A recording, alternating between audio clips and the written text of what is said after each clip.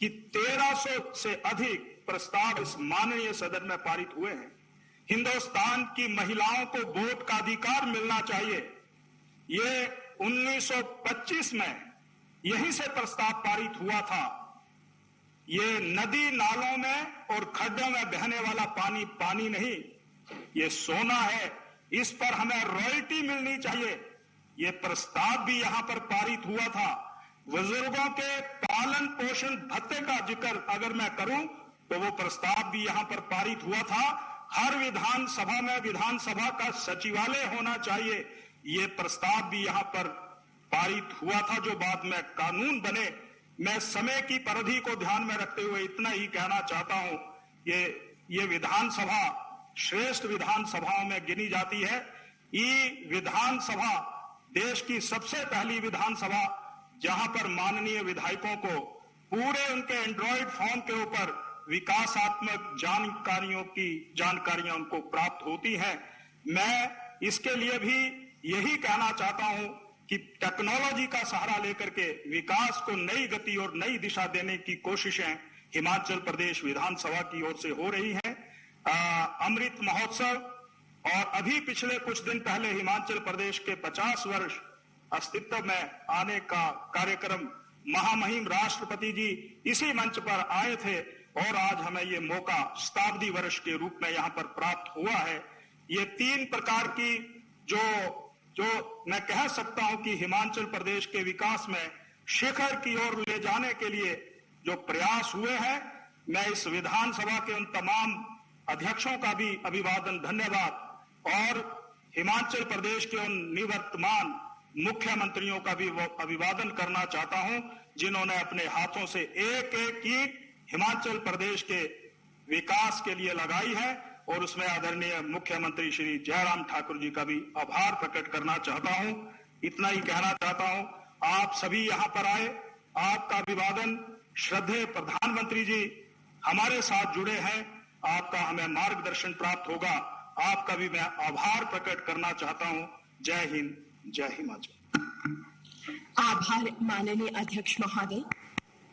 आज से लगभग 25,000 वर्ष पूर्व गण और संघ जैसे शब्द प्रयोग में रहे हैं। हमारे देश की माटी में लोकतंत्र की प्राचीन जड़ें मजबूत हो रही हैं। प्रदेश विधानसभा अपने गौरवमय इतिहास और परंपराओं के लिए विश्वविख्यात है। हिमाचल प्रदेश विधानसभा में नेता प्रतिपक्ष आदरणीय श्री मुकेश अग्निहोत्री जी से सादर निवेदन है संबोधन के लिए। भारत के प्रधानमंत्री श्री नरेंद्र मोदी जी, जो कि हिमाचल प्रदेश के साथ भी बहुत नजदीकी से जुड़े रहे हैं और हिमाचल को भली भांति जानते हैं, आज के इस पावन मौके पे विशेष तौर पे यहाँ पे पहुंचे लोकसभा के अध्यक्ष माननीय श्री ओम बिरला जी, माननीय उपसभापति श्री हरवंश जी, माननीय मुख्यमंत्री श्री जयराम ठाकुर जी, विधानसभा के अध्यक्ष विपिन सिंह परमार जी एवं उपाध्यक्ष हंसराज जी और इस सभागार में उपस्थित समस्त विधानसभा से आए हमारे पीठासीन अधिकारीगण, माननीय प्रधानमंत्री जी, आज बहुत ही गौरवपूर्ण क्षण है। हिंदुस्तान के कई महत्वपूर्ण व ऐतिहासिक घटनाओं के साक्षी काउंसिल चैम्बर और इसके संसदीय इतिहास के 100 वर्ष पूरे हुए हैं। इस विधानसभा के इस सभागार के 100 साल पूरे हुए हैं और इस मौके पर हम सब एकत्रित हुए हैं। आपका आशीर्वाद हमें मिल रहा है। हिंदुस्तान में लोकतंत्र को सशक्त करने व संवैधानिक संस्थाओं को मजबूत करने के लिए यहीं से 100 वर्ष पूर्व सन 1921 में पीठासीन अधिकारियों का प्रथम सम्मेलन यहाँ पे हुआ था। लोकतंत्र की बुनियाद यहाँ पे रखी गई थी। हिंदुस्तानी लोकतंत्र का अलख यहाँ से जगाया गया था और यही स्थल भारतीय लोकतंत्र की संसदीय प्रणाली का सूत्रधार है। इसलिए आज का दिन हम सब के लिए लोकतंत्र के किसी पर्व से कम नहीं है और इस मौके पे आप हमारे बीच में विराजमान हैं। अतिथि देवो भव हमारी संस्कृति है और हम प्रधानमंत्री श्री नरेंद्र मोदी जी सहित इस सभागार में सभी का अभिनंदन और स्वागत करते हैं। विधानमंडल के पहले चयनित अध्यक्ष भी इसी यहीं पे कुर्सी पे विराजमान हुए थे, माननीय श्री विठल भाई पटेल जी, जहां पे श्री ओम बिरला जी आज सुशोभित हैं और उन्होंने अंग्रेजी हुक्मरानों को हराकर यहां पे पहले पीठासीन अधिकारी का आसन ग्रहण किया था। इस सदन में भारत को आजाद करने का प्रस्ताव भी पारित किया गया और महिलाओं के मताधिकार जैसे कई महत्वपूर्ण प्रस्ताव इस सदन में पारित होते रहे।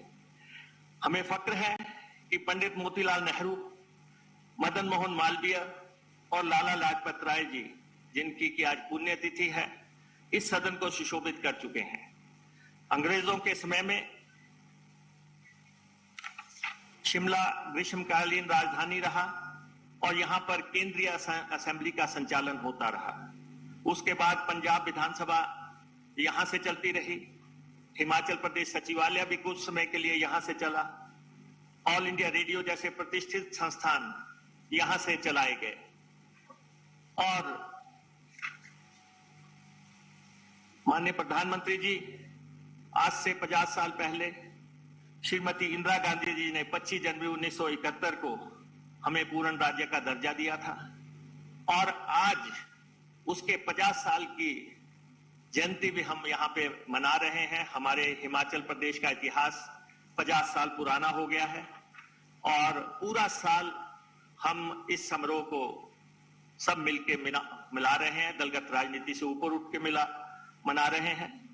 इसमें कोई दो राय नहीं कि आज यहाँ पे पीठासीन अधिकारियों का कार्यक्रम हो रहा है। पीठासीन अधिकारी राजनीतिक दलों से आते हैं, लेकिन ये भारतीय लोकतंत्र की विशेषता है कि पीठासीन अधिकारियों की कोई पार्टी नहीं होती। इस संसदीय मर्यादा और उच्चतम परंपरा को हमें सुरक्षित रखने की आवश्यकता है। सदन के भीतर लोकतंत्र के सारे दारोमदार पीठासीन अधिकारियों के विवेक पर निर्भर करते हैं। लोकतंत्र परंपराओं और मान्यताओं से चलता है और इसलिए आज इनके समक्ष पेश आ रही तमाम चुनौतियों और चिंताओं पर गौर करने की जरूरत है। महोदय, एक समय था जब पीठासीन अधिकारी पार्टी की बैठकों में नहीं जाते थे, राजनीतिक पार्टी की बैठकों में नहीं जाते थे, चुनाव के दौरान प्रचार नहीं किया करते थे, लेकिन ये परंपराएं अब टूटने लगी हैं जो हमारी उच्च संसदीय मर्यादाओं और परंपराओं के विपरीत है। मुनासिब है कि ऐसा कोई कानून नहीं है, लेकिन हमारी संसदीय मर्यादाएं और परंपराएं हैं और पक्ष विपक्ष दोनों को इस पर मिलकर विचार करना होगा। विधानमंडल जानकारियां छुपाने का भी मंच नहीं है, लेकिन देखने में आने लगा है कि आरटीआई के माध्यम से सूचनाएं पहले मिलती हैं और विधानसभाओं में देरी से मिलती हैं। ये भी एक चिंतनीय विषय है। देखने में आया है कि दल बदल कानून बंद तो गया है, लेकिन उसको लेकर कई तरह की अवधारणाएं हैं, मामले अदालतों में जाते हैं और भारतीय लोकतंत्र कटघरे में खड़ा होता है। हिमाचल प्रदेश विधानसभा का दस्तूर रहा है कि हम 35 बैठकें करते हैं और प्रयास रहता है कि ये सभी बैठकें पूरी की जाएं। विधानसभा में शून्यकाल हो या ना हो, इस पर फैसला लंबित है और इस पर आपका मार्गदर्शन भी अमूल्य है। सदन पक्ष और विपक्ष से चलता है। ये जाहिर भी है कि विपक्ष के पास संख्या बल नहीं होती। चर्चाओं में संतुलन लाने के लिए विपक्ष को पर्याप्त समय मिलना चाहिए, अन्यथा लोगों के मुद्दे दबे रह जाएंगे, क्योंकि ये माना गया है कि opposition is the soul of democracy. विपक्ष लोकतंत्र की आत्मा है और पंडित जवाहरलाल नेहरू आधुनिक भारत के जो शिल्पकार थे, मैं आज इस सदन में उनके द्वारा कहे गए वक्तव्य को दोहराता हूं। अध्यक्ष निष्पक्षता का प्रतीक है, संसदीय लोकतंत्र की परंपराओं का सच्चा संरक्षक है, इसलिए उसे एक अद्वितीय स्थान हासिल है। भारतीय संविधान द्वारा विशेषाधिकार प्राप्त है। यही बात माननीय श्री ओम बिरला जी ने भी कही है कि पीठासीन अधिकारियों की शक्तियों को तर्कसंगत बनाने की जरूरत है। हम हिंदुस्तान की पहली पेपरलेस असेंबली का गौरव हमें प्राप्त है। हिमाचल विधानसभा द्वारा स्थापित ई विधानसभा प्रणाली का पूरा देश अनुसरण कर रहा है। 100 वर्षों की इस स्वर्णिम यात्रा को यादगार बनाने के लिए निगाहें आपकी तरफ केंद्रित है। हिमाचल प्रदेश विधानसभा का दूसरा परिसर धर्मशाला में स्थापित है, जो कि ई विधान की राष्ट्रीय स्तर की एकेडमी बनाने के लिए हम लंबे अरसे से प्रयास कर रहे हैं। जब मैं संसदीय कार्य मंत्री था तब भी इस एकेडमी के प्रयास हुए, लेकिन मुझे उम्मीद है कि आपका वरदहस्त प्राप्त होगा तो इस स्वर्णिम यात्रा में एक शानदार उपलब्धि दर्ज होगी। आज आपकी गौरवमयी उपस्थिति में इस कार्यक्रम से हिंदुस्तान के संसदीय इतिहास का एक नया इतिहास जुड़ा है। निश्चित तौर पर इससे हमारी लोकतांत्रिक संसदीय प्रणाली मजबूत होगी। मैं भारत के प्रधानमंत्री श्री नरेंद्र भाई मोदी जी का और श्री ओम बिरला जी का विशेष तौर पे आभारी हूं कि आपने हिमाचल प्रदेश विधानसभा में हो रहे इस कार्यक्रम के लिए समय निकाला और हम सबको गौरवान्वित किया। बहुत बहुत धन्यवाद। आभार माननीय राज्यसभा के उपसभापति आदरणीय श्री हरिवंश जी से सादर निवेदन है विचार साझा करने के लिए।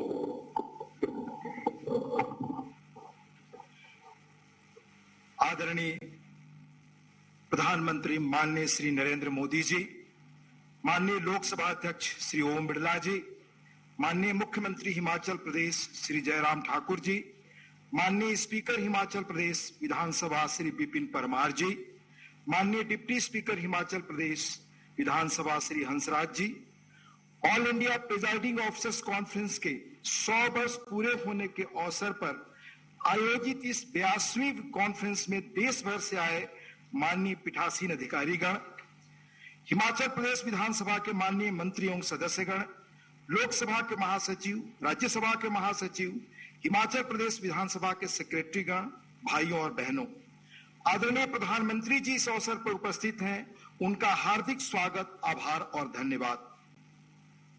मेरी बधाई हिमाचल राज्य की स्थापना के 50 गौरवमय साल पूरे होने पर यहाँ की सरकार, विधानसभा और लोगों को उनकी उल्लेखनीय प्रगति और विकास के लिए। माननीय लोकसभा स्पीकर को धन्यवाद कि उन्होंने इस 100 वर्ष के महत्वपूर्ण अवसर पर 2 प्रासंगिक विषयों को चर्चा के लिए चुना है। पहला, journey of a century, evaluation and the way forward, और दूसरा, responsibility of presiding officers towards the constitution, the house and the people. यह पल ऐतिहासिक है। 100 वर्ष पहले के अतीत इतिहास पर नजर डालने का क्षण, साथ ही आने वाले 100 वर्षों के भविष्य को संवारने की जिम्मेदारी। अतिरिक्त अवसर यह है कि आजादी का अमृत महोत्सव का यह दौर भी है। यह 21वीं शताब्दी हमारे माननीय स्पीकरगण टेक्नोलॉजी प्रधान दुनिया है। आने वाला समय आर्टिफिशियल इंटेलिजेंस का है। डाटा हमारी नियति तय करेंगे। वर्चुअल करेंसीज और financial technology, forms, climate change, clean energy जैसे इशूज इंसान और धरती का भविष्य प्रभावित कर रहे हैं। कोविड के प्रकोप से हम गुजर ही रहे हैं। ऐसे अनेक इशूज हैं जो कि ग्लोबल दुनिया में भारत, इंसान और चुनौती पेश कर रहे हैं। 21 में क्या हमारी संसदीय या विधायी प्रणाली, तैयारी और कानून इनके अनुरूप हैं? बदलते समय के साथ क्या इनमें इंस्टीट्यूशनल चेंजेस हमने करने की, यह दौर इसमें क्या है, यह मैं आपको इस दौर के सबसे बड़े फ्यूचरिस्ट के रूप में जिस व्यक्ति का नाम रे कुर्जवेल, उनका एक छोटा कोट बताना चाहता हूं। With in a few decades machine intelligence will surpass human intelligence, leading to the singularity technological change so rapid and profound it represents a rupture in the fabric of human society. Artificial intelligence के experts कह रहे हैं कि 2021 से 30 के इस दौर में आर्टिफिशियल इंटेलिजेंस पूरी तरह मानव सभ्यता, व्यवस्था सबको बदल देगा। मेरे मन के अंदर यह जिज्ञासा उठती है कि क्या हमारी विधायिका, सरकार, प्रशासन, पूरी व्यवस्था के लिए यह जो बदलते समय का अवसर है, हमें नए ढंग से इन परिस्थितियों के अनुरूप अपने को ढाल रहे हैं। इन परिस्थितियों में हमें डायनेमिक लेजिस्लेचर की भी जरूरत है। इसलिए हमें डायनेमिक लेजिस्लेचर की जरूरत है जो अपनी संस्थाओं इसके अनुरूप बना सके। ब्रिटेन में parliamentary office of science and technology का महत्वपूर्ण काम हो रहा है। मुद्दों पर तथ्य इकट्ठा करना और हाउस ऑफ कॉमन्स और हाउस ऑफ लॉर्ड्स को संसाधन देकर उनका परीक्षण, अध्ययन और उनको आगे क्रियान्वित करने की ओर ले जाने का प्रयास। इसी तरह टीचर्स कमेटी का काम उन इश्यूज को विकसित करना है जो आने वाले समय में देश को प्रभावित करने वाले हैं। अब हमें भी ऐसा विलंब करनी चाहिए। आवश्यक कानून बनाने में विलंब की भारी कीमत देश और समाज चुकाता है।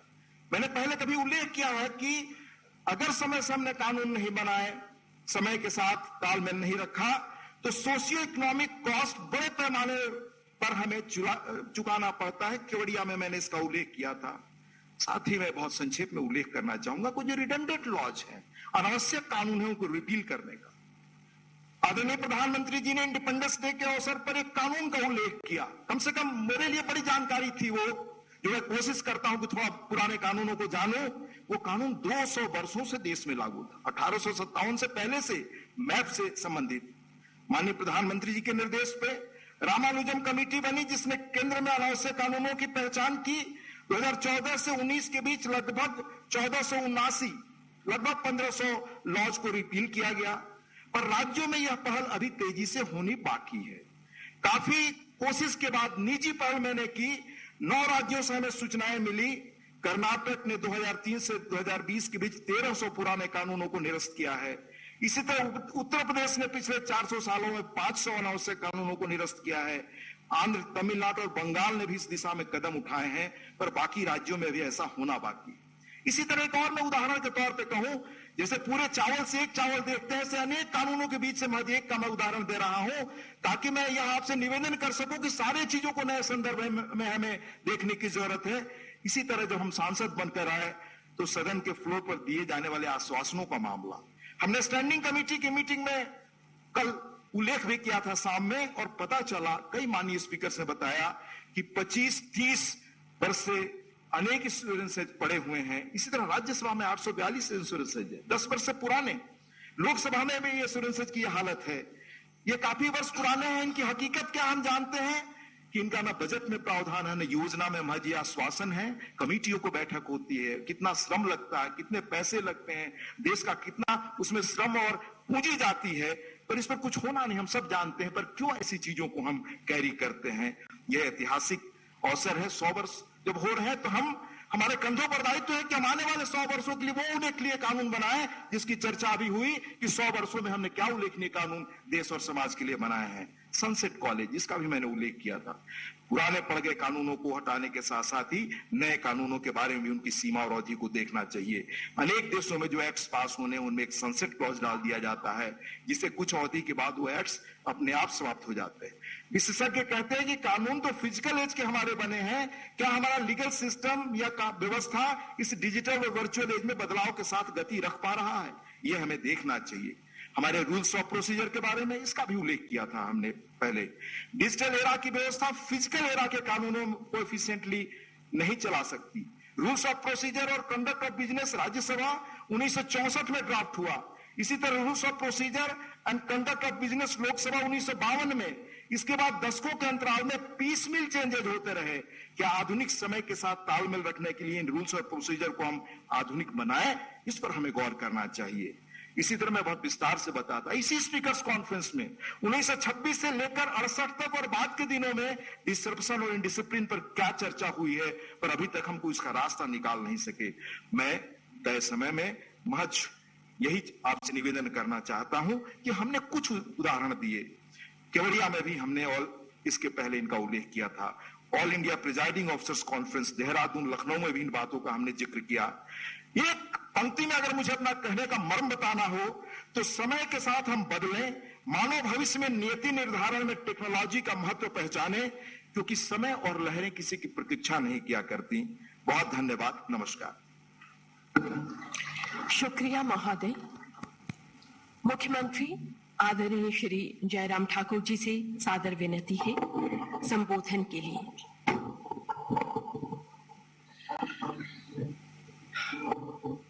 आज इस बहुत ही गौरवमय पल, इस अवसर पर जहां हम बात सुनते हैं, अखिल भारतीय पीठासीन अधिकारी सम्मेलन में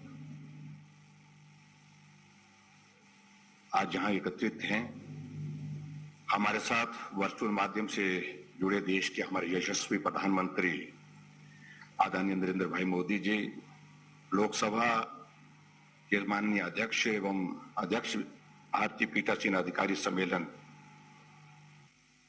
श्री ओम बिरला जी,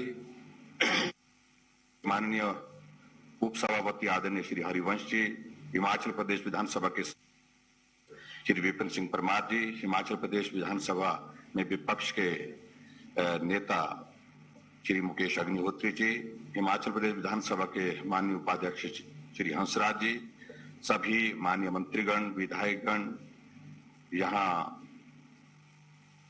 विधान परिषदों के पीठासीन अधिकारीगण तथा पीठासीन उप पीठासीन अधिकारीगण, उपस्थित मीडिया के बंधु, भाई और बहनों, यह स्वाभाविक रूप से हमारे लिए, हिमाचल प्रदेश के लिए एक गौरवमय पल है और मैं देवभूमि हिमाचल प्रदेश की ओर से आदरणीय प्रधानमंत्री जी का वर्चुअल माध्यम से हम सबके साथ जुड़ करके हम सबका मार्गदर्शन करने के लिए जहां आभार व्यक्त करता हूं, वहीं मैं लोकसभा के सम्मानीय अध्यक्ष श्री ओम बिरला जी का भी आभार व्यक्त करता हूं कि आपने ये अवसर हिमाचल प्रदेश को दिया और हिमाचल प्रदेश में जो 82वें अखिल भारतीय पीठासीन अधिकारी का ये सम्मेलन का आयोजन किया। मैं हिमाचल प्रदेश की समस्त जनता की ओर से आपका हृदय से आभार व्यक्त करता हूं। आज के इस ऐतिहासिक अवसर पर मुझे यह कहते हुए गर्व हो रहा है कि संसद, विधानसभा और विधान परिषद हमारे देश की प्रजातांत्रिक व्यवस्था के केंद्र बिंदु हैं।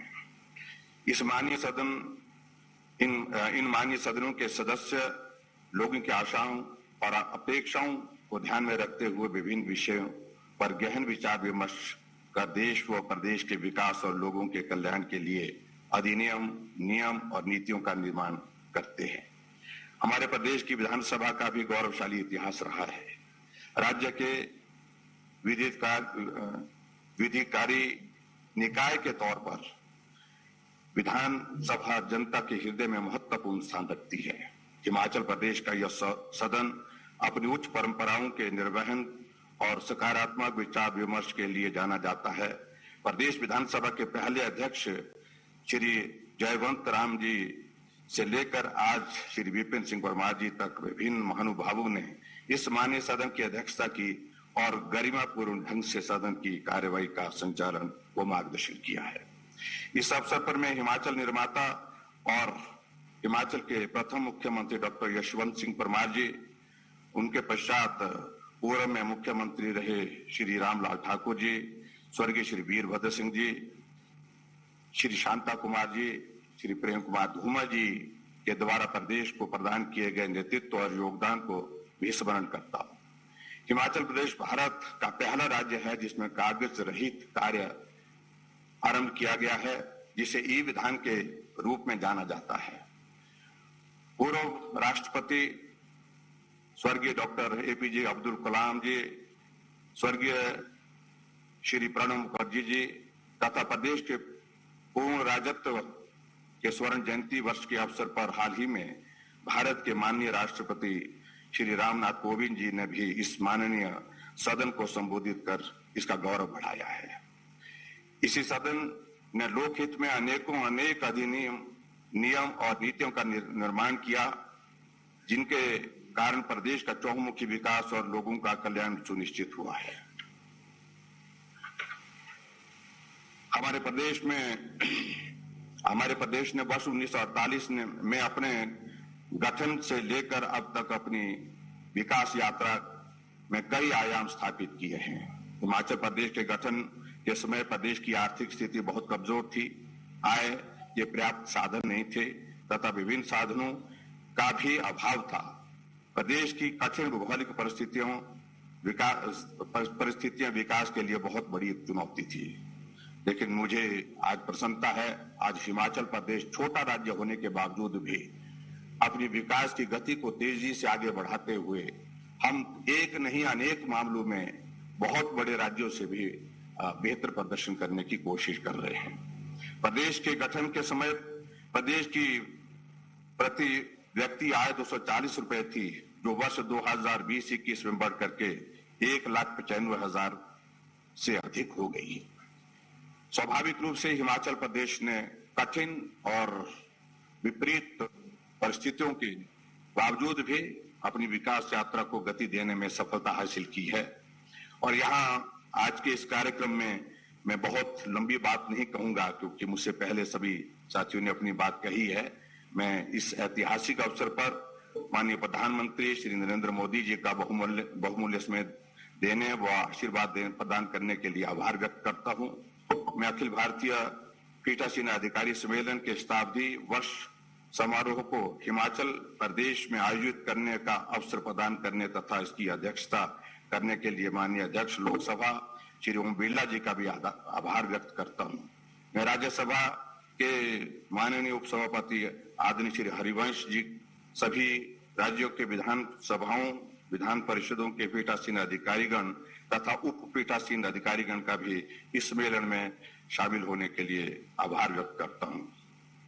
मैं विधानसभा के सम्मानीय अध्यक्ष श्री विपिन सिंह परमार जी का भी आभार व्यक्त करता हूं, बधाई देता हूं उनको भी। और ये संयोग है कि इस वर्ष जहां हम आज ये पीठासीन अधिकारियों की 100 वर्ष का ये शताब्दी समारोह यहाँ पर आयोजित कर रहे हैं, और यहाँ हिमाचल प्रदेश में हम इस वक्त अपने स्टेटहुड के, अपने पूर्ण राजत्व के 50 वर्ष पूरे करके हम आगे बढ़ रहे हैं। हमने